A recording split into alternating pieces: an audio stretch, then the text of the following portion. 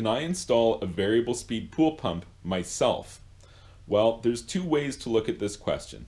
One way, we could just look at the technical requirements in that, yep, you need to plumb the inlet here with a male adapter, or you could just use the unions that the pump comes with, and then you can just make your glue connections into there.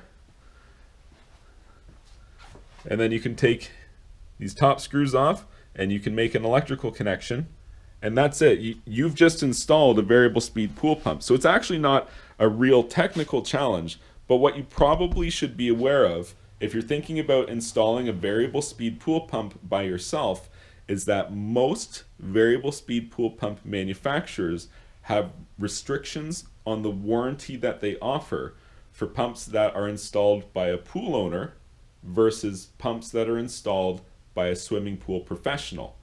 So that's something that you're definitely going to want to look into before you decide to go ahead and buy a pool pump and try to install it yourself.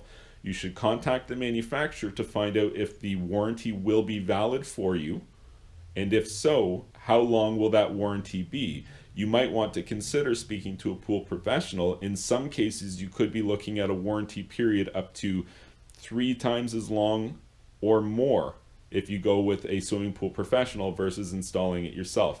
That being said, some manufacturers do offer some select products that they're willing to endorse for full warranty for things like internet sales and for pool owners who are installing their own equipment. But it's definitely something that you want to look into beforehand, before you make a purchase and before you try to install the pump for yourself.